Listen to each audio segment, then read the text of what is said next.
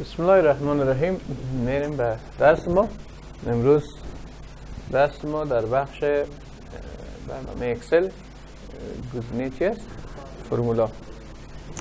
خب بخش فرمولاست. البته تماما موضوعات سنجش محاسبه است و در قدم اولش در قسمت فانکشن ها هستیم. یک لایبرری از فانکشن هاست که تماما فانکشن های برنامه اکسل اینجا قرار داره که در آخرین درس های اکسل به خیریده شروع میکنیم و بخشی را که امروز میخوانیم از بخش نیم منیجر است. باز پس میم داری بخش. خب در نیم منیجر ما و شما چطور کار کنیم؟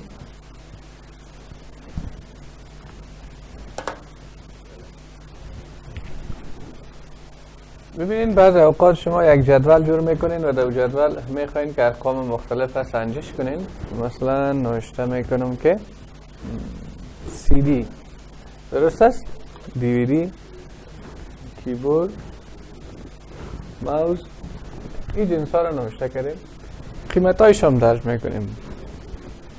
میگم ایستی است یا 100 افغانی فرض کنین، کیبورد هم 150 افغانی و ماوس هم 200. چطور یا را جمع کنیم، چطور یا را تقسیم کنیم، این سنجش ها را چطور انجام بدیم. یا فرض کنیم که این نمرات است، هر چیزی که مضامین نوشته میکنی این طرف نمراتش هست، مضمون فلانیش این قدم را گرفته، این مضمون این قدم را گرفته، مشخص میشه. میگه مساوی خانه 200 سیس نه باز علامه مثبت که میخوایی جمع شود، تقسیم شود، تفریق شود. بعد از او میگیم که خانه CD که خانه قیمتش چند است؟ 30 است. این انتخاب کرده مردی ازیره. میگه یک خانهش نوشته است D8. D8 چیانه؟ کالم دی قطار 8 و همچنان دیگه هم کالم دی ردیفه یا قطار چندم است؟ 5. این دو تا را انتخاب کردیم، در بینش هم علامه مثبت گذاشتیم و در اولش هم علامه مساوی را. بعد از اون انتر میزنم میشه چند؟ 230. صحیح شد؟ و ایچی شد 230. اما برای تو شاید یک کمی گنگ باشه که D8 D5 چی است. به این شکل شما اگر جدولای بسیار بزرگ داشته باشین باز در اونجا دوگام گنگتر میمانم این موضوع که خود حجرات هدف ماست که ما چی کنیم؟ نامگذاری کنیم. باز میم در این قسمت بالای هر حجره کلیک میکنیم، اینجا یک نام میته برای دکمنت. میتونی نام خودت هم نوشته کنی، احمد، امید، فواد، کریم یا هر نام دیگه که باز میم این را اوکی میکنین. این هم ثبت شد. این دیگهش هم ثبت میکنین DVD و باز هم میم در این قسمت میگیم که کیبورد و دیگهش هم چی باشه؟ ماوس. صحیح؟ حالی را دیلیت میکنم. پس دوباره میم این نیاز نیست که من بیایم از اونجا نوشته کنم که خانه را انتخاب کو یا خانه را انتخاب کو. این لیست برای ما جور شد دیگه. چی را میگیریم؟ CD مثلا دیگهش هم چی باشه؟ DVD و یک تا ماوس گرفتیم. چند میشه؟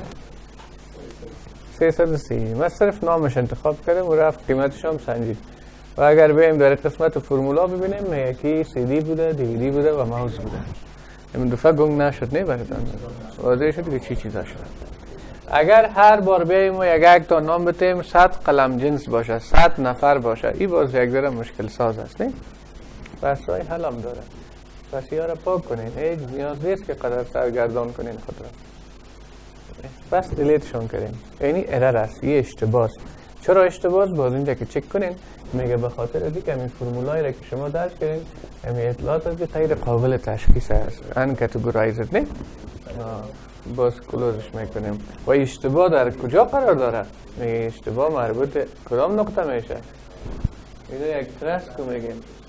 اینو مسابقه گم کرده. خب بس صورت این را دیلیت میکنم. میم همیشه انتخاب میکنم یک جایی. بیشتر یک تا بالای قیمت ها موضوع گذاشته بودم که این را بفهمین. حالا کرییت فرام سلکشن میگم، خودش میگه که نامش به طرف چپ است، میگم بله. همیشه اتوماتیک چی میکنه؟ ثبت میکنه. وقتی که ثبتشان کرد ببینین که اون قیمت ها با جنس هایشان در اینجا مشخص معلوم میشه.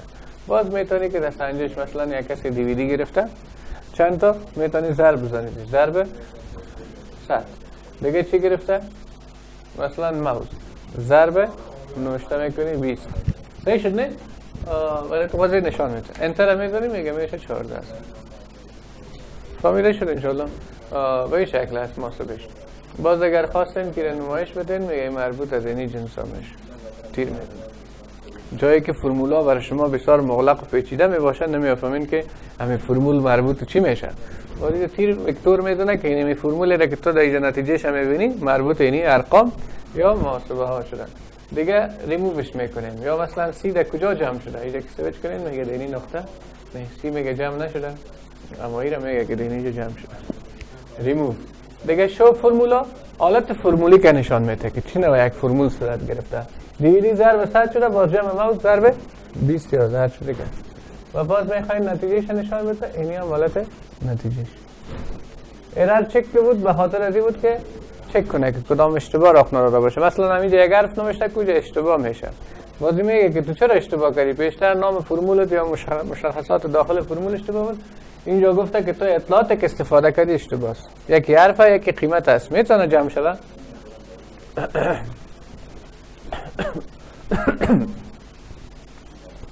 دیگه میم به موضوع بعدی اولویت هستی. ارزیابی میکنه که همین فرمول شما چی گونه جریان پیدا کرده. یک سویچش میکنیم. نوشته است دیویدی. چند شده دیویدی؟ 100 روپه. 100 دانش چند میشه؟ 10,000. پس دیگه چی هست؟ موز دانه چند است؟ 200. ضرب 20 چند میشه؟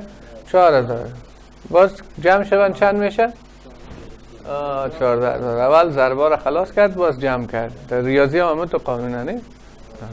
به این شکل این کل مرحله پروسس محاسبه تو را برای یک تا استپ با استپ چک میکنه و بعد از اون که جمع میشه. فهمیدین؟ محاسبه کردن در اکسل. دیگه چی هست؟ واچ ویندو. باز اینی محاسبه که تا میتونی پیش خود یادداشت کنی. یا سویچ کو ادش کو یادداشت میشه. پیش ازی برای همه ثبت میشه. تو در هر آدرس دیگه که باشی صرف دبل کلیک کو میگه این دینی خانه اینی قیمتش اینی هم محاسبهش هم دبل کلیک کنی مستقیم میره پیداش میکنه. این شد واچ ویندو. مثل بوک مارک که در ورد داشتیم. دیگه کالکولیت هست. یکی کالکولیت اتومات داریم یکی هم منوال داریم.